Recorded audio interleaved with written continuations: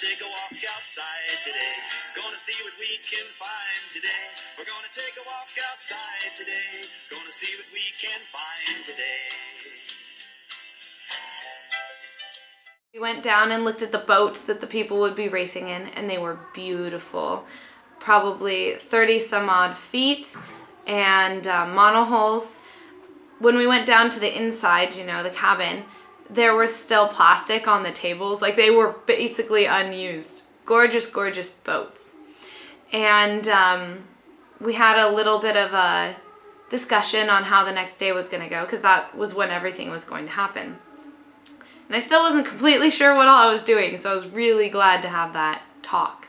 While I was on the race committee boat, my other duty, other than raising flags, was to take notes on each boat's performance. Well, we were never really close enough for me to see who was who, so we get off the boat and I'm thinking, oh my gosh, I don't have any notes. What am I gonna say about them? So I had some help from the other crew members and from Kurt, just like, okay, did you see anything? Like, what did you notice? Because when that was over, I had to give a presentation at the gala dinner, which I thought, oh, well, that's exciting, okay. So what we did is we stood backstage until they were ready. And the funny part is that I didn't get to wear anything nice. So I get to wear my sailing gear. I'm in, you know, like an Under Armour shirt and workout pants, and that's what they asked for. So, you know, I feel really out of place, but oh well. So we walk up, and what I'm presenting first is how each team did. And so I would read off their name. One of them was Team Perfect, which actually was the team that won, which I found pretty ironic. And so I made a joke about that during the presentation. So after I commented on each boat's performance, then we presented the top 3 who won the race. And like I said, Team Perfect got first place, and I can't remember who got second and third. So we have every team come up and stay up and applaud, you know, typical stuff. Well, and then finally, they want me to get into their pictures, the very last picture with all the boats. And so I'm thinking, oh, well, okay, I don't really know where I'm supposed to stand, because they just kind of like shove me, like, go. I think, okay. So I walk up, and this was not planned, but someone shook my hand, and I thought, oh my goodness, like, I can't just shake one person's hand because everyone's gonna be offended. So I walk the whole entire line shaking everyone's hand. And I was kind of nervous because, like I said, that was not in the plan. So I was hoping that I wasn't gonna get in trouble for it. And so we took pictures, and at the very end, we all walked off in the same direction. Now, the main lady who is setting up and coordinating the whole dinner, she obviously like had too much to do at the time, but she was the one holding the trophy. And so I took the trophy from her because she obviously was trying to get someone to take it for her. And I'm holding this very, very large, very nice trophy. And it's huge. It's, you know, probably this size. And then it has a big plaque at the bottom. And so I'm carrying it and thinking, I don't know where I'm going, I don't know what I'm doing, but I'm gonna smile and look like I know. And so that's what I did. I walked all the way back down. Now, being that I was told that I was only ever supposed to wear sailing gear, and, you know, there was nothing fancy that I needed to bring, I didn't bring anything. So later that night at the after party, I was in my jeans and a tank top and like a little pullover sweater. And I was thinking, you know, I'm standing outside of the after party and thinking, oh my gosh, even the people who are dressed down, you know, people who have a lot of money, they buy clothes that are made of, you know, better material. And so even if it's a casual piece of clothing, you can still tell that it's better quality than whatever you're wearing. And so I was just kind of nervous to go in, and so I'm standing out there and I'm thinking, oh my gosh, I don't know how I feel about this. Like, I don't look like I belong here at all, and I don't want to embarrass myself or anyone else. And before I know it, the ambassador to the Louis XIII Cognac Company comes up, who is also the client. He's the one who, or his company set up this whole event. So he comes up to me and says, "Oh, come on, I want to give you, you know, some of our cognac." And I thought, well, I can't say no.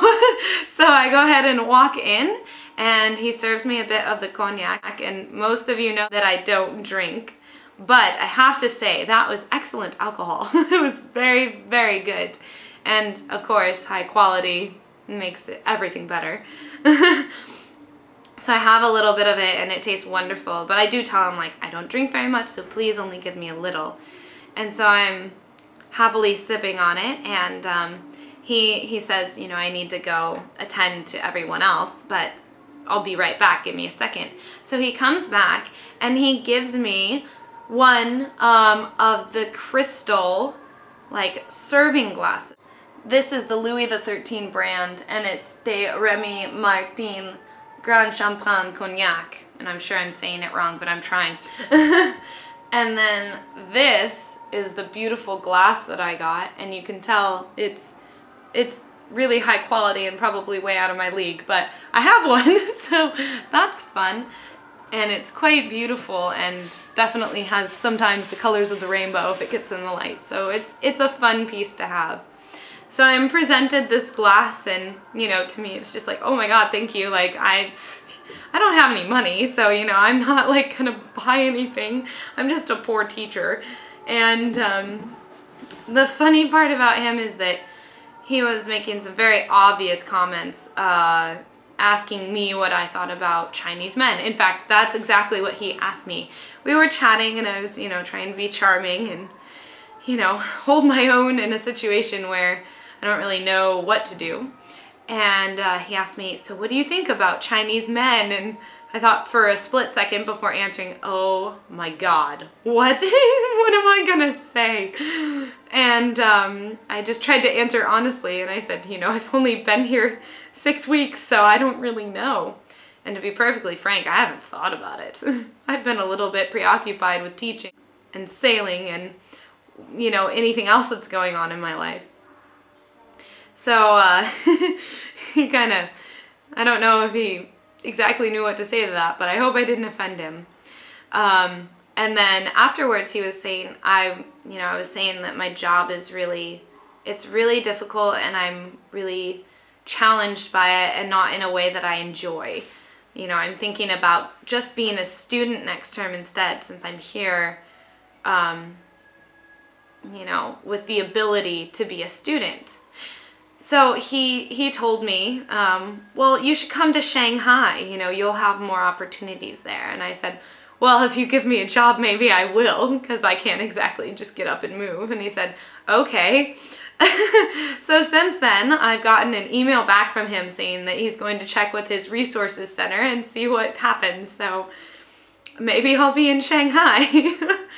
And not only that, but the other people from Sanya, so both from the Visen sailing group and then some other vendors, have said that they might be also willing to give me a job down there. So I might be moving to a tropical island soon. So if you guys want to come see me, let me know.